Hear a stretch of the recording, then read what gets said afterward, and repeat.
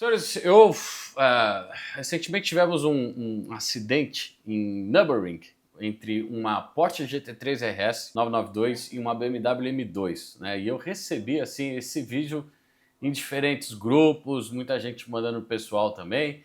Aí um amigo chegou e falou assim: pô, por que você não faz uma opinião sobre esse evento, né? Porque ele foi assim catastrófico. Se você vê a velocidade com que o carro bate e também os dois, né? O estado final dos dois carros, né? E toda a física envolvida ali é uma coisa assim espetacular. E o negócio viralizou, né? E aí eu vi assim umas pessoas às vezes assim culpando os pilotos, etc.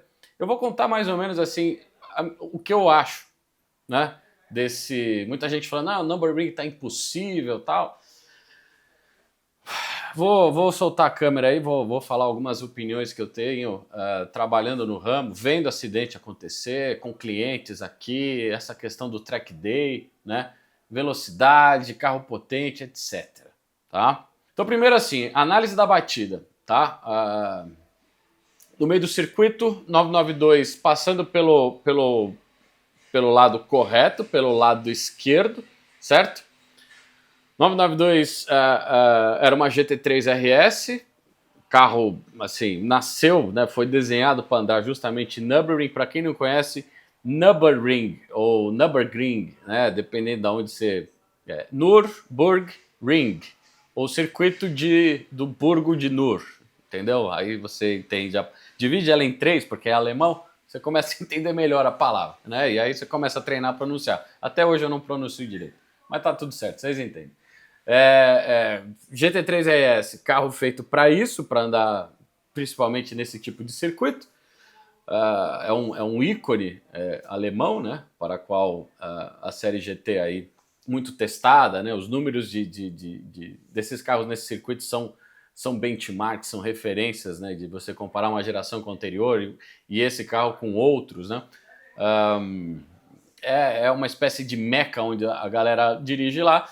E é um circuito aí de uns 10 quilômetros que muita gente vai porque é a meca do automobilismo, do entusiasta, daquele cara que tem um carro de rua e é um lugar que você pode botar o carro lá. Você aluga e de repente tem assim, ó, ao mesmo tempo existe nesse circuito aí centenas de carros andando ao mesmo tempo, certo?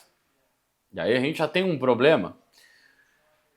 Eu vou fazer uma comparação com quem surfa, por exemplo, com quem sobe na prancha, né? Você está praticando um esporte e é um esporte de alto risco.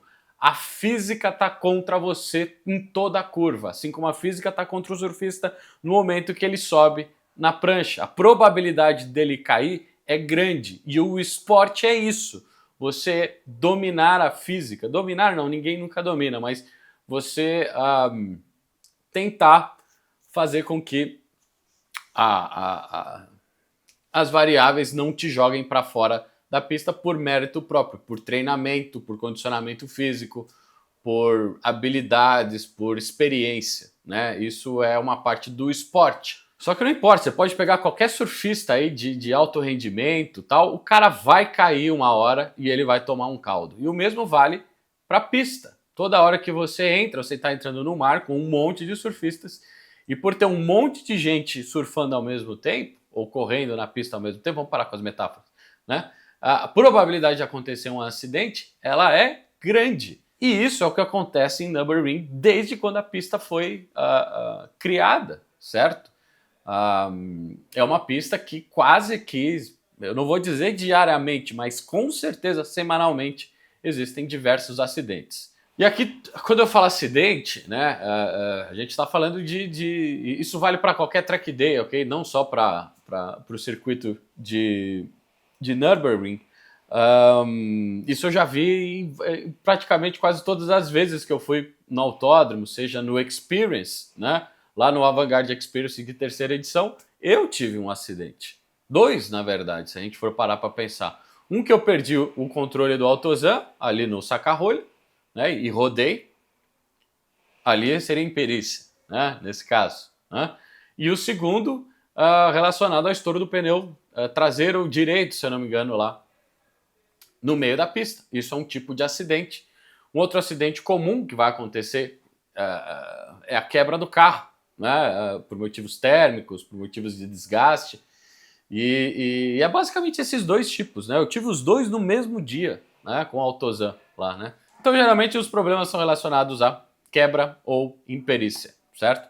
E aí a gente pode ter um susto, a gente pode ter um acidente de pequena monta e um acidente de grande monta. E esse aqui foi um acidente de grande monta, né?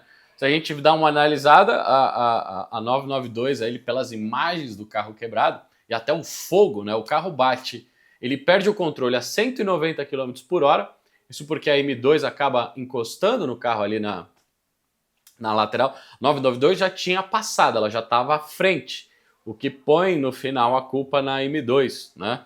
Mas aí que tá a questão, a culpa foi da M2. Olha, é aquela coisa, os dois subiram na prancha. Se os dois disputaram uma onda ali porque estavam perto, né? Ou disputaram uma curva, ou o espaço de uma pista que às vezes ela permite ultrapassagens, mas é uma pista estreita, os dois estavam assumindo risco ali na mesma hora. O cara da M2, por estar atrás centésimos de segundo depois que a 992 avança, né? Ele não percebeu o carro vindo por trás, que é comum no nível de intensidade que você tá limitado pelos teus sensores ali, né? Você às vezes não tá olhando, focando no espelhinho traseiro, ou você, por visão periférica, você não pega isso. Você estava olhando, sei lá, o painel de instrumentos, ou vendo como é que a curva ia subir, etc. Você é limitado pelos seus sensores. A 992 bate a 190 por hora no guarda-reio. A gente entra na estrutura da pista, que Nürburgring não tem áreas de escape, né? A pista é super longa. Existem vários casos, por exemplo, da engenharia da pista que é ruim, né? De bumps. Tem carro que sai decolando lá em Nürburgring quando pega o bump. Bumps são as depressões, né? Que acabam levando a massa do carro e aí às vezes o carro perde aderência. Acabam servindo de trampolim para o carro, né? Joga o carro para cima, que em muitos casos o carro chega a perder aderência e roda, ou o carro sai voando e dando cambalhota também, né? É a natureza desse circuito. E o carro, os dois aqui, a GT3, a M2 acaba empurrando a GT3 para o guarda-reio e a GT3 bate no guarda-reio num ângulo errado. O guarda-reio tá para você receber o impacto pela lateral, certo? Você tem que fazer esse desenho para receber o impacto pela lateral e dissipar a energia, certo?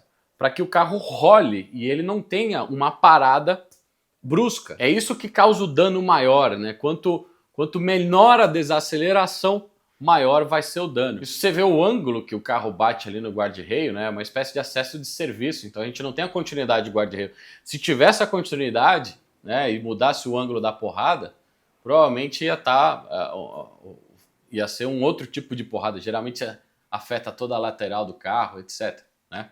Então, assim, duas pessoas que assumiram o risco de se inscrever, parece que os dois sobreviveram com arranhões e algumas porradas de cinto, né, de airbag, essas coisas, que é comum numa porrada dessa monta. E se você for parar para pensar, né, tudo bem, teve fogo na hora, isso porque o tanque do 911 ali na frente, né, o 911 perdeu completamente a frente inteira, e dá para ver pelas imagens assim o estado, né, que ficaram os dois carros.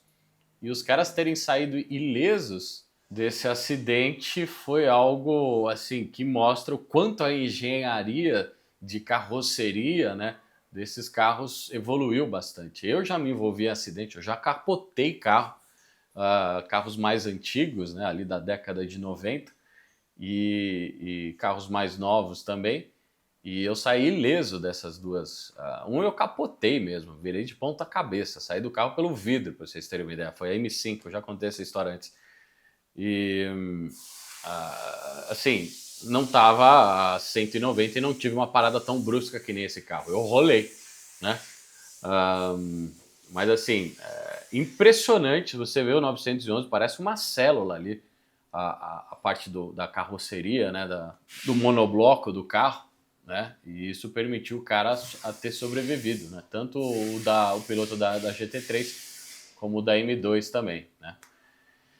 Então, assim, o que está acontecendo com o Nürburgring? Não está acontecendo nada com o Nürburgring. Nürburgring sempre foi um inferno verde, né? Já tivemos aqui pilotos de Fórmula 1. O Niki Lauda, quando se acidentou dentro de um Fórmula 1, era a época que a Fórmula 1 corria nesse circuito, né? E esse foi o acidente, né? O Niki Lauda correndo num Fórmula 1, que era basicamente um caiaque com motor parafusado, né? E o Niki Lauda bateu nesse mesmo circuito, um cara experiente, com um carro de ponta, etc. É o que eu falo. Não importa o quão bom seja o surfista, um dia ele vai tomar um caldo, né? E graças a Deus, todos os carros que a gente mostrou aqui falando de tragédias, né? Todo mundo sobreviveu, inclusive o Lauda. Mas assim, não aconteceu nada com o Nürburgring. Nürburgring sempre foi assim, tá?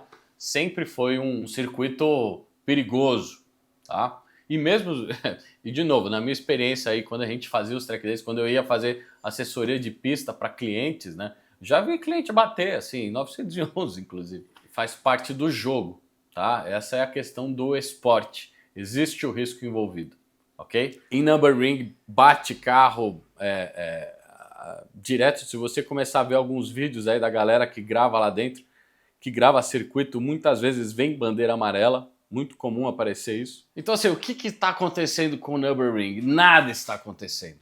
Né? É um circuito antigo, ruim, em muitos pontos mal projetados, mas isso traz a característica, traz a dificuldade, né?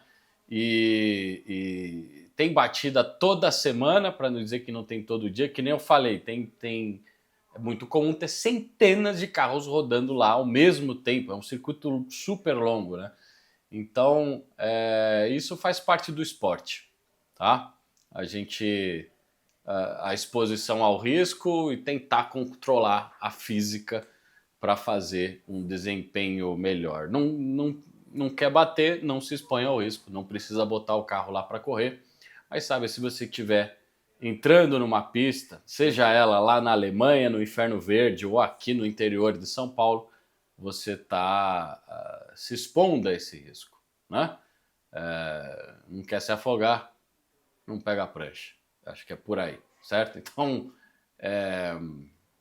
que bom que está todo mundo vivo. Os danos foram praticamente materiais, né? Há uma discussão em relação porque Nürburgring está sujeito, se eu não me engano, às normas do Código de Trânsito alemão, né? Então parece que nesse caso o dono da M2 que vai ter que assumir a maior parte ali do prejuízo, seguro, etc. Mas, de novo, que bom que está todo mundo bem. Vamos continuar a esperar que a Porsche continue produzindo carros nesse calibre, BMW também, né? Dois carros aí esportivos muito, muito capazes, que por causa talvez de uma imperícia chegou a um desfecho aí muito ruim, certo? Mas não acho que vai mudar nada, tá? As pessoas vão continuar batendo e faz parte. Certo? É isso. Tchau.